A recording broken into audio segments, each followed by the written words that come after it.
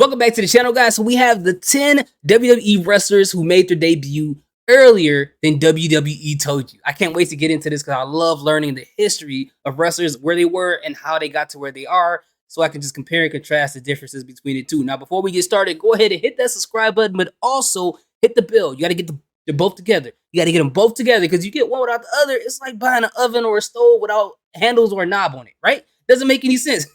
Man, these intros are getting terrible, man. It's time to hang it up. But anyways, let's get into the video. A superstar's debut is one of the most important moments of their career. It lets the WWE fans know what to expect out of a certain character, and they'll remember their debut for years to come. When WWE presents a brand new superstar on television and claims it's their in-ring debut, this actually always isn't the case. Wow, it's look how young he looks. For wrestlers to debut in an unofficial capacity on smaller shows or even in different roles. Look at the perfect WWE 10. prefers to not acknowledge this time period in the company. But which times remember were that. they? Well, join us now as WrestleMania looks at 10 WWE superstars who actually debuted before their official debut. All right, I'm excited about this one. This looks like it's gonna be good. Be sure to subscribe and hit that notification bell for daily wrestling videos, and follow us on Facebook for exclusive lists. Number 10, Robert Roode. Yeah, he was the officer. Robert Roode has made his official WWE debut back in 2016, and since his debut, Roode has made moderate success in WWE, having won the NXT, US, and tag titles. However, what fans often forgot about is that Roode actually appeared in WWE 15 years prior. Between the years of 2001 and 2004, Roode appeared on I've never seen a picture of him like this. That's crazy. He was on Velocity? With the two-tone bumblebee bow haircut? That's crazy, man. Wow, he came a long way, man. This is crazy. Number of shows such as Jacked, Metal, and Heat, and his main role was that of an enhancement talent. Roode also featured as a police officer during the segment to the build towards The Undertaker and Triple H at WrestleMania 17, over a decade before Roode would have a close working relationship with Triple H himself. Number 9, Samoa Joe. This goes to show you that we need to pay close attention to these enhancement talents and people who are used like as dope. But man, it's kind of sad because Roode, man, like he was a big star at NXT. I feel like he was gonna be huge when he made it to the big roster. I love the Glorious theme. I love this whole aesthetic with the robe and the light shining off of him.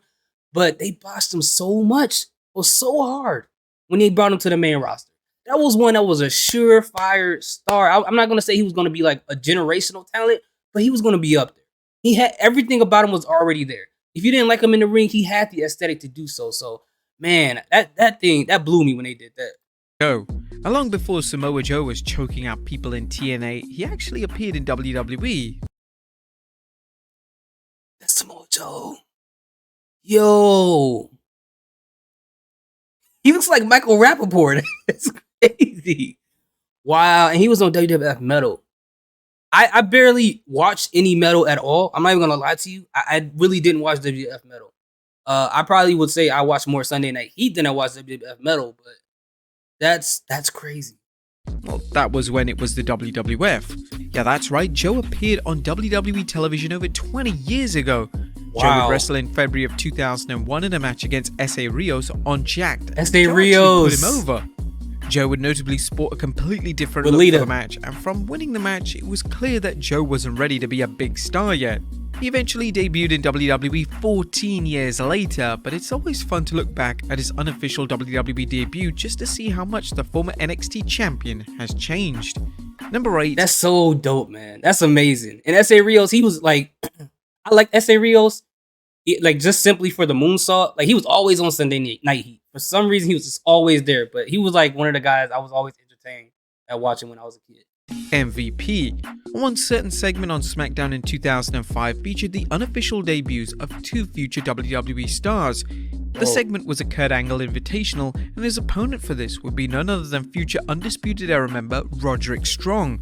This was Strong's first ever appearance on television, and he actually wouldn't appear again on television until over a decade later. Wow. The other superstar was MVP, who was playing the role of a police officer in the segment. The police officers were there to protect Angle's gold medals, as they were a valuable commodity that He kind of looked like a young Coachman, don't he? Just a little bit. Needed protection. MVP would debut just over a year later on television as Wow, a that's completely dope. different character, but this was the future US champion's first time in the WWE spotlight. Number 7. Dean Ambrose. A WWE site, Dean Ambrose's official debut is taking place at the 2012 Survivor Series alongside Roman Reigns and Seth Rollins as The Shield. However, this isn't actually the case. Between the years of 2006 and 2007, Dean Ambrose with made the a number of butters? appearances on television as an enhancement talent. Long The hair first of these Ambrose. came in early 2006 when Ambrose teamed with Brad Taylor to take on Eminem in a match on Velocity. His other 2 matches included a handicap match against The Big Show, which he naturally lost, and a match against Val Venus. For the match with Venus, Ambrose dyed his hair pink, which certainly made him stand out amongst the crowd, but not necessarily for the right reasons. Ambrose also made an appearance as a druid during The Undertaker's cameo at the end of the 2006 Royal Rumble, 7 years before the two would be facing off on SmackDown. Number 6. And look at him now. He's like one of he's the biggest, if not one of the biggest stars at AEW, whether you like AEW or not, or he was huge when he was in WWE. We got to give him the credit for that. But that just goes to show you that sometimes you're going to have to do some things you don't really want to do. And I'm not talking about illegal stuff. I'm talking about stuff that you might think, oh, this ain't what I want. But over time, you rub a couple elbows, you get some experience under your belt, and eventually you get to where you need to get to. And he's a testament to that. Like, at one point, to have to wear pink hair back in that time period, pretty risky, unless she was Cameron. Daniel Bryan. Daniel Bryan is widely regarded as being one of the most popular stars of the modern era in WWE. His in-ring style and character truly resonated with fans, and this all started when he debuted in NXT back in 2010. He was the American Dragon, though, right? Although WWE likes to claim that Bryan officially debuted in 2010, this isn't actually true, as Bryan has his first match on WWE TV a decade prior. I never saw that. In 2000, Bryan was signed to a WWE development deal, and this saw him wrestle a number of dark matches, as well as wrestle on shows such as Velocity. Bryan's first ever official match in WWE was a dark tag team match in early 2000, American Dragon. and this saw Bryan team with Shooter Schultz to take on the duo Brian Kendrick and Lance Cade. Bryan would detail this time in his autobiography, and according to him, there were plans to calling up to the main roster in 2001 to be part of the Cruiserweight division, but this never materialized. Number 5, Johnny Gargano. But that goes to show you right there, sometimes it's just not time for people to get called up. I know people get upset and be like, they should call him up right now. They should put the title on him right now. But as you see in Daniel Bryan's situation, or Bryan Danielson, imagine if they would have called him up to be in that Cruiserweight division and he got lost in the mix somehow, and somehow they booked him the wrong way and got him out of WWE. We would have never got the yes movement. Man. So sometimes, they botch a lot of people, like I said, with Bobby Roode, but sometimes some people, it's just not their time yet. They need a little bit more maturing and development left. Gargano. Now, before Johnny Gargano was receiving 5-star ratings from Dave Meltzer, he was trying to break into the WWE by having tryout matches as well as making random and bizarre appearances on WWE television. On the March 23, 2007 edition of SmackDown, Gargano appeared as the champion of Liechtenstein, Cedric Von Hausen, What the heck? a match in a losing effort against MVP. He also appeared as a security guard in NXT in 2010, and he would also wrestle a year later on Superstars as Joe Gray in a match against Brodus Clay. It's never been explained why WWE decided not to sign the talented Gargano to a contract.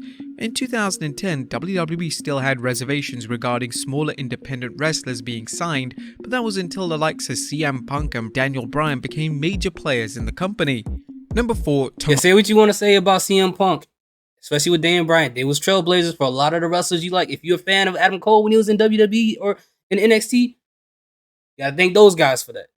They weren't trying to pick the little guys up for a long time. They wanted these big, rolling, steroid type guys. So, man, thank God they came through and did what they did. Tomaso Ciampa. A former NXT champion, Tomaso Ciampa, perhaps one of the most infamous unofficial debuts of WWE. He first appeared on screen in the summer of 2005, portraying a character known as Thomas Whitney. Sorry, guys. My DoorDash came in. I had to pause it. Let's go. Would act as one of Muhammad Hassan's lawyers, and at the time of the segment taking place, Hassan was in the midst of a feud with The Undertaker. The segment concluded with Ciampa being tombstoned by The Undertaker in a truly memorable first appearance for the WWE star. During a 2019 interview with CBS Sports State of Combat podcast, Ciampa would discuss in detail his first ever WWE appearance. He stated, "So I rehearsed that script in front of everybody. I did solo in front of Vince in his office. I did in ring with Undertaker, Vince, and Hunter was there. Looking back now, I see how big of a deal it was and just how crazy it was to have that one-on-one time with everybody as a kid on the independents. It was wild. Everybody treated me incredibly well. I remember they didn't like the suit that I had on, so they went and bought me a suit and let me keep it." This appearance alongside The Undertaker actually wasn't Ciampa's only time appearing in WWE before his official debut in 2015. He would also wrestle in late 2005 against... This dude went... Wait, let's go back. This dude went back from looking like Matthew McConaughey to looking like Kratos. That is a crazy upgrade, man. But he got a lot bigger. He's a lot bigger now. So salute to Ciampa, man. Like one of my favorite wrestlers.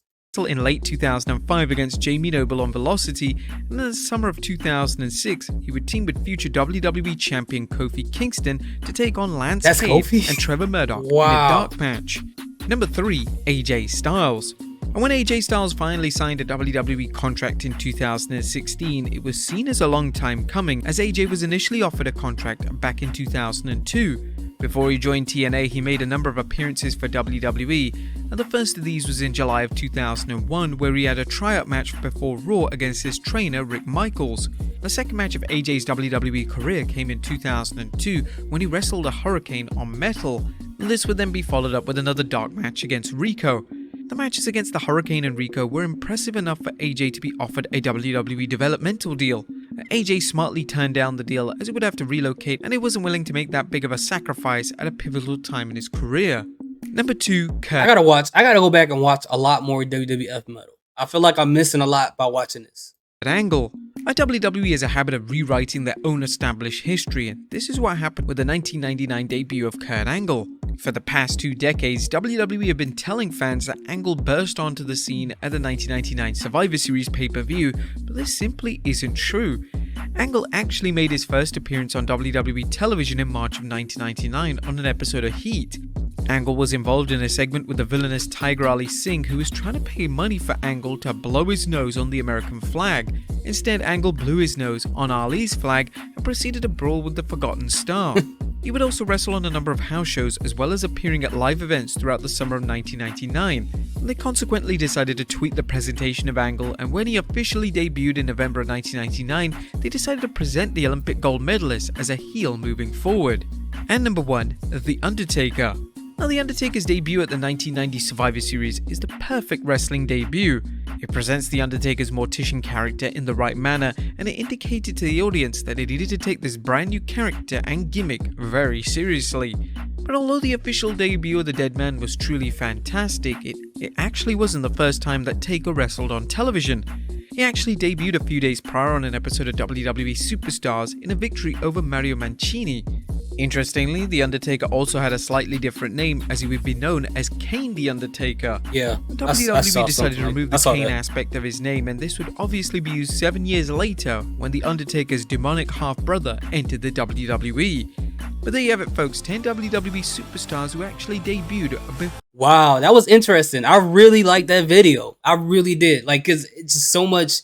It's so interesting. Like, whenever I find a wrestler that I love, I always go back in their history. I find out what other promotions they wrestle for if I've never seen them anywhere else, or just see where they come from. Like, that's how, like, you know, I don't, in that video that I did or reaction to with Cody and Paul Heyman, that I knew about Dusty Rhodes training Becky Lynch, because he said that at her 24 episode on WWE Network and other people, because of their videos and documentaries that they had in the past. But this makes me think about Ricky Starks in AEW. Even though he's not WWE, remember he had a segment with Ryback back in the day. Remember that? He was like a worker back in like the food area or whatever. Ryback grabs him, pushes him up against the wall and says, "Are you hungry?"